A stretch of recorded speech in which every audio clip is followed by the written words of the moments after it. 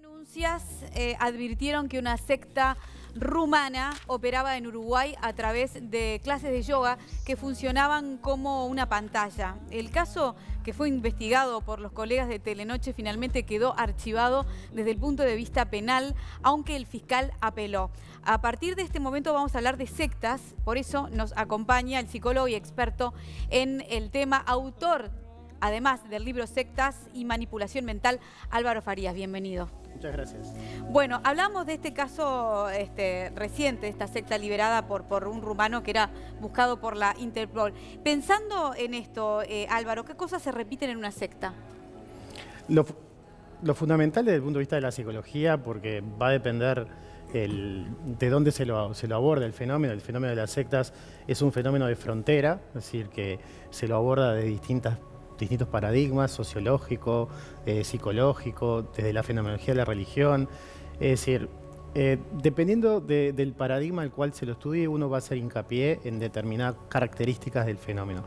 Desde la psicología y los psicólogos que se dedican a la investigación del fenómeno sectario, básicamente lo que tomamos en cuenta es la relación sectaria, el vínculo que se despliega en determinadas circunstancias, que el ámbito de expresión para nosotros es en definitiva secundario, y una relación sectaria en definitiva es una relación de dependencia inducida en donde una persona induce a otros a volverse totalmente dependientes de él en los aspectos más importantes de su vida. Y esa dependencia se genera a partir de lo que se conoce como una manipulación psicológica, un programa de manipulación psicológica o comúnmente denominado lavado de cerebro.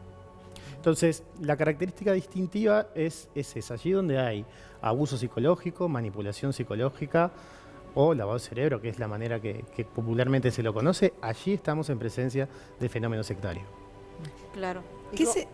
Dale, vale. ¿Qué se necesita?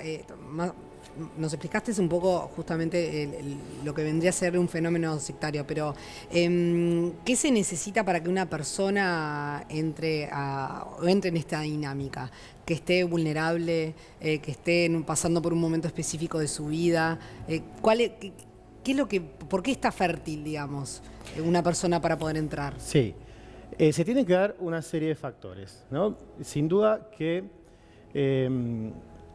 el terreno fértil va a estar dado básicamente por una situación de crisis, de pérdida, de duelo. Esa pérdida no va a importar tanto cuál es el contenido, pero tiene que ser una pérdida lo suficientemente fuerte como para que de alguna manera deje desnuda las convicciones más importantes de esa persona y la exponga de esa manera más vulnerable a lo que puede ser la manipulación. Pérdida no solo muerte, digamos. No solo muerte, puede ser el trabajo, puede ser una relación, cualquier situación donde quedamos en extrema vulnerabilidad, una noticia de una enfermedad terminal, puede ser situaciones de ese estilo. Puede ser también buscar en otro lugar, digo para terminar como de ahondar en ese punto. Puede ser, por ejemplo, que vos seas católico o que tengas una fe y que te pase algo que te haga dudar sí, tambalear tus convicciones, digamos. Sí, en cuanto a las convicciones, va más allá de las convicciones religiosas, ¿no? Sino de aquello esos pilares sobre los cuales nuestra persona se afirma, que puede ser nuestra familia, nuestras tradiciones familiares, y también lo religioso, porque en realidad no todas las sectas se presentan con una pantalla religiosa, que se presentan con pantallas buscar empresariales. La espiritualidad en otro lado, o buscar un sentido. Un sentido, sí. En ese sentido, como estábamos hablando recién, hay un axioma que dice que cualquiera puede ser reclutado si es abordado por el influenciador justo, utilizando la técnica justa y en el momento justo. ¿Hablas de un líder, de uno solo, de un único, o hablamos de varias personas dentro de una secta que puede hacer ese trabajo? No, han habido en la historia grupos sectarios que han estado liderados por más de una persona. Lo más común es que sí que haya un líder. Ahí está. ¿no? Y después el líder está en una pirámide claramente de poder, de digamos. poder. ¿No? Sí. Hay un núcleo más cercano que lo rodea, que son los que de alguna manera difunden sus enseñanzas, y después está todo un séquito de seguidores que son los que en definitiva hacen la tarea más valorada y más reconocida para el grupo, que es el reclutamiento. Exacto. Esos que están, digamos, en la parte de más arriba de la pirámide, ¿saben o sea, son conscientes de las manipulaciones o también son víctimas? ¿Son víctimas o son victimarios? Bueno, eso va a depender un poco del tipo de personalidad que tenga el líder y esas personas. Yo siempre pongo el ejemplo de que como que hay básicamente dos perfiles de personalidad de los que podemos ubicar a los líderes sectarios. Uno es podemos decir, el psicótico, aquel que cree ser un iluminado, un mesías, un enviado de Dios para cumplir una determinada misión en la tierra, y bueno, podemos estar en terreno ahí de la locura. Él se cree Tiene esa convicción. Tiene esa creencia, la Se lo tiene. cree. Y después está también el otro perfil, básicamente, como para que quede claro, ¿no? Porque hay matices, esto no Sí, es sí, blanco-negro, claro. que es el psicópata, el abusador, el manipulador, que sabe a ciencia cierta que no tiene ningún mensaje salvífico, ni ningún don, ni ningún talento especial, y que lo único que busca es la explotación y la sumisión de otros. Uno es con malicia y el otro quizás puede ser más con lo que comúnmente llamamos locura o... La pero patología hay ya, cosas digamos, distintas, ¿no? ¿no? Sí, Claro. hay cosas distintas, pero generan el mismo efecto, en definitiva. Para- Yo sí, sé, para el otro, pero digo. una cosa Claro. es a sabiendas, no sé, creo que hay una diferencia, ¿no? Hay una Te diferencia. estoy engañando, te estoy Sí. absorbiendo, Sí, te sí, estoy sí. manipulando, te estoy Sí, sí, sí, sí. chupando de alguna Claro. manera, o el otro que está, que él Parte de tu propia... Cree- Claro. Y una cosita que me quedó, me parece que es Pendiente. importante decir, y es que cuando enumeramos de repente los factores predisponentes para la captación sectaria, son varios, son de varios tipos, pero hay uno que es el más importante y que me parece que es importante dejarlo claro para los que nos están mirando ahora desde sus casas. Y es que cualquiera puede ser reclutado, a cualquiera le puede pasar, y que el factor predisponente más importante es creer que a mí no me va a pasar. ¿Ah, sí? Y cuando yo a Porque no veces- estás alerta. Claro. Entonces de repente entras en una dinámica de cosas que te atraen por otras razones, ¿no? Y esto yo a veces lo digo en alguna charla o en alguna clase que me invitan a dar, y yo lo digo por mí también. Yo creo que si yo creyera que a mí no me podría pasar esto, por más que haya estudiado el tema, que haya escrito el libro, o sea, si yo de alguna manera dijera soy inmune a esto, estoy mucho más predispuesto. Porque pongamos el caso de una situación dramática que ¿Te me pueda pasó? no me pasó, pero que me pudiera pasar, por ejemplo, enfermedad de un ser querido. Sí. ¿Cómo yo te puedo garantizar que no iría a buscar el agua de Querétaro, Claro. por ejemplo? Por eso está vinculado a las terapias alternativas, entonces, ¿va por ahí? El tema de las terapias alternativas es un poco el rostro actual, ¿no? En esta época que estamos viviendo, que es la nueva era, el New Age, la espiritualidad se ha vuelto una cuestión difusa que tiene que ver básicamente con lo holístico y con el bienestar. Entonces ya es más raro que a ti te aborden en una plaza, todavía pasa, ¿no? De algún Sí, grupo, sí. o que vayan a la puerta de tu casa y te golpeen la puerta. Son fenómenos un poco más extraños hoy en Aislado, día. mucho más aislado. Sino que lo que hoy vemos es que este tipo de personajes que podemos denominar líderes, actúan a través de pseudoterapias, de terapias que no tienen validación científica, en donde quiero también dejar claro que de repente, por decir algo, las flores de Bach no es el asunto, sino es el terapeuta, ¿no? O sea, no es la terapia en sí, porque eso podrá ser algo que puede ser discutible porque no tiene validación científica y capaz que o puede servir o puede no servir Sí, para sí, sí, absolutamente sí. nada. El tema es la persona que está llevando adelante ese tipo de tratamientos terapéuticos, que generalmente no está habilitado ni tiene la formación para desempeñarse en el rol terapéutico, ni tampoco tiene una ética de trabajo clara. Pero y cuando hablas de terapias alternativas, ¿cuáles serían, por ejemplo? Y bueno, son todas las que no tienen validación científica. Hay una campaña que es muy interesante, que la lleva adelante el gobierno español, que es un hashtag comprueba, en donde lo que tratan es de alertar a la población a que cuando se acerquen a algún tipo de tratamiento terapéutico, busquen a aquellos que tienen validación científica. Es decir, podemos hablar desde regresiones a vidas pasadas, Registros curación con akáshicos. ángeles, sí, curación con ángeles, viajes a lugares sagrados, es decir, Biodecodificación.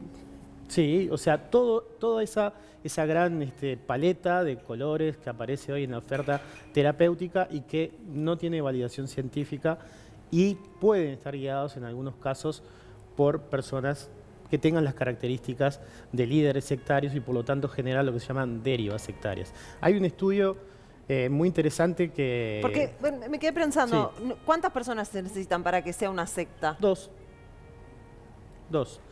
Unos autores Claro, lo españoles... imaginamos más Claro, multitudinario uno se- nosotros, claro, claro. ese- No, es que claro, está sí. eso de que uno se No, imagina no. una secta, un lugar No, no, alejado. no. Es- No, es un vínculo, es un vínculo. Y unos autores, psicólogos españoles que han escrito mucho sobre la materia, dicen, allí donde hay dos personas, allí hay una semilla sectaria. Que germine o no va a depender de muchas condiciones, del terreno fértil que hablábamos antes, de los perfiles de personalidad que tengan esas personas.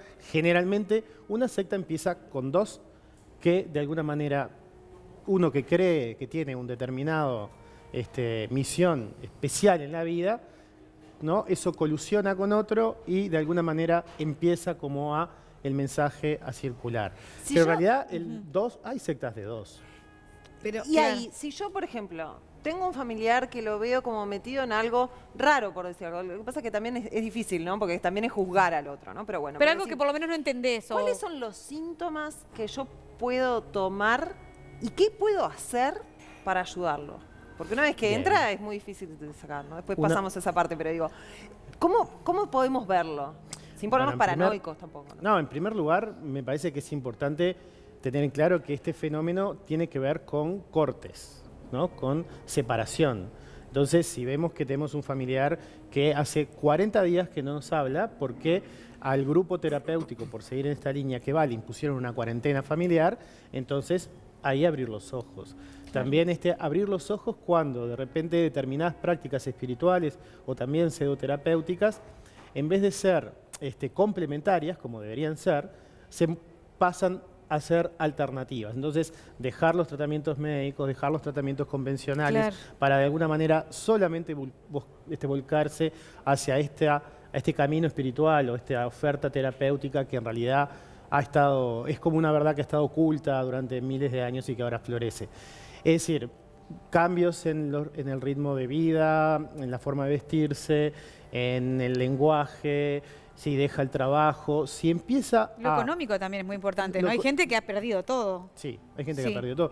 Pero fundamentalmente que la vida social y familiar del adepto, la víctima, empieza a empobrecerse y empieza a hacer su vida prácticamente girar exclusivamente en torno Seguro. al grupo o al que pertenece. Claro. ¿sabes qué? Estaba escuchando y me quedé con lo de las terapias alternativas, las regresiones y, bueno, los registros, las vidas pasadas y demás. Yo te pregunto, Brian Weiss, por ejemplo, que es un representante a través de sus libros, incluso psicólogo, y que justamente ha tratado, se puede leer en sus libros, sus pacientes a través de las vidas pasadas. ¿Qué opinión te merece? Porque hablábamos de la verificación científica y demás. Porque ahí es un profesional. Y además de te la lo súper psicología. recomiendan. En general está como... Sí, a ver, Entonces ahí se juntan dos mundos, digamos. No voy a opinar sobre él pero voy a opinar en general del hecho, ¿no? Del profesional de la salud y el profesional de la salud mental que de repente se vuelca hacia ese tipo de prácticas. Es decir, es muy peligroso.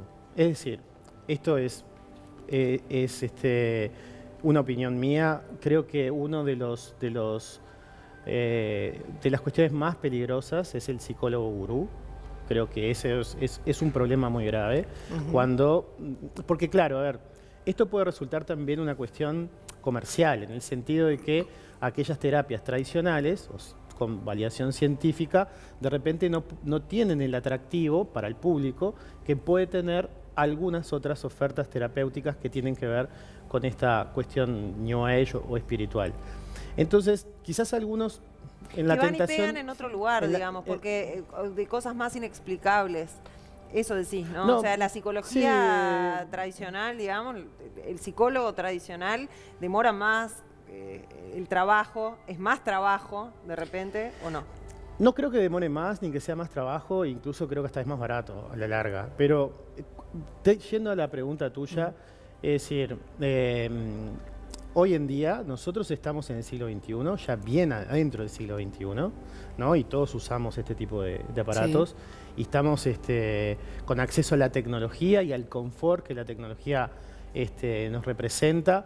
Es un contrasentido muchas veces recurrir a determinadas prácticas que son de hace miles de años y que pueden ser un buen camino espiritual de introspección y de autoconocimiento, pero no terapéutico, no terapéutico. De hecho, hoy en Pero día... siguiendo tu línea de pensamiento, yo, por ejemplo, tendría que concluir que, por ejemplo, Brian Weiss es un líder sectario. No, no necesariamente tiene que ser un líder sectario Brian Weiss, sino que él ha encontrado un negocio interesante en cuanto a la publicación de sus libros con ese estilo. Sería genial para nuestra profesión, para la psicología, que él pudiera presentar, ¿no? Cuáles han sido los resultados de su práctica terapéutica utilizando esa técnica y obteniendo así la validación científica, para sus pacientes, que es claro. lo que nosotros tratamos de aplicar, protocolos validados científicamente. Claro. Pero entonces, Es claro también de que hay, hoy en día en psicología, por lo menos en lo que me consta a mí, hay determinadas prácticas que todavía no tienen la validación científica, pero están en camino de... ¿Cómo cuáles? ¿cómo cuáles? Porque el tema es ese, ¿qué terapias alternativas tendríamos que tener cuidado de quién la administra? Yo creo que lo que... ¿Y qué Creo está que en lo vías que, de ser creo que confirmado? lo que es importante es primero solicitar la acreditación del terapeuta, que pueda mostrar. Pero lo que pasa es que si vos sos experto en flores de Bach, tu acreditación está dentro de las que no tienen acreditación. Exactamente, pero ¿Y entonces? como terapia entonces podemos decir que sería quizás buena como complemento, pero no alternativa. Mira, el gobierno de Estados Unidos reconoce el Reiki como medicina complementaria. Sí, no sé dónde es la noticia. He visto varias noticias al respecto. Yo no he visto todavía investigaciones al respecto. Digamos Es que decir, oficialmente no aparecieron no. los datos que corroboren esto. La campaña esta con prueba del gobierno español es bien interesante porque, por ejemplo, pone un ejemplo de si se te rompe la pantalla del celular, cualquiera de nosotros vamos a ir a un técnico y el técnico le vamos a llevar el celular y diciéndole, bueno, se me rompió la pantalla.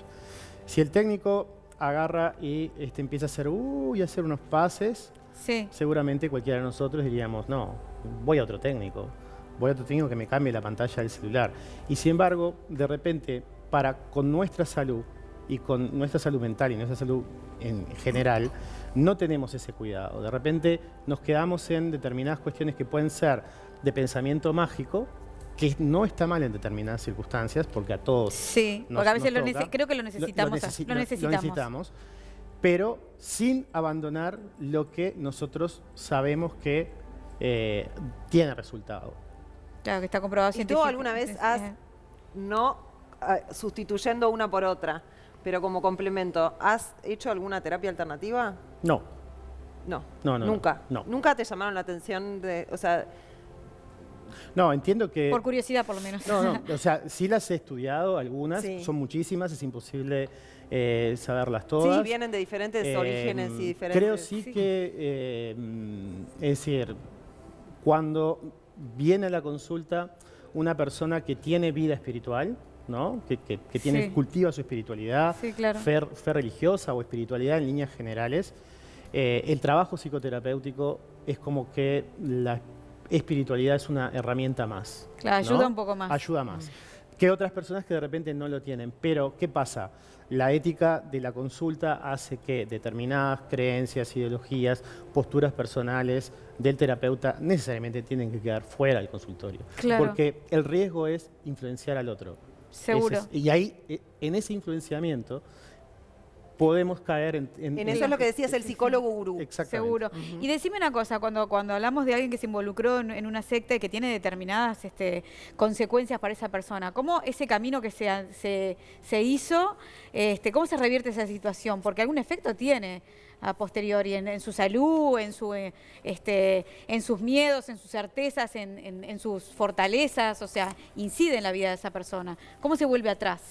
Bueno, es muy difícil la vuelta atrás. Sí. Es muy difícil.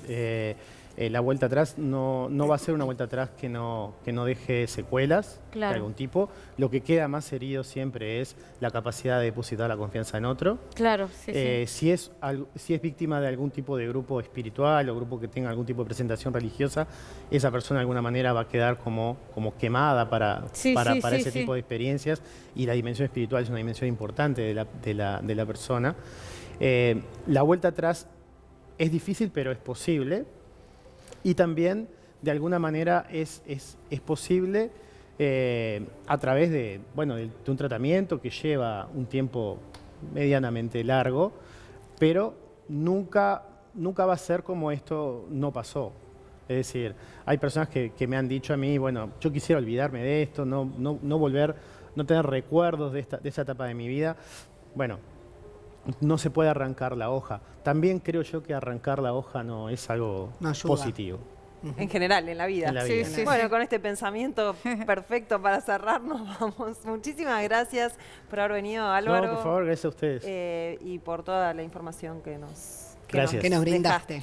Gracias. Un placer.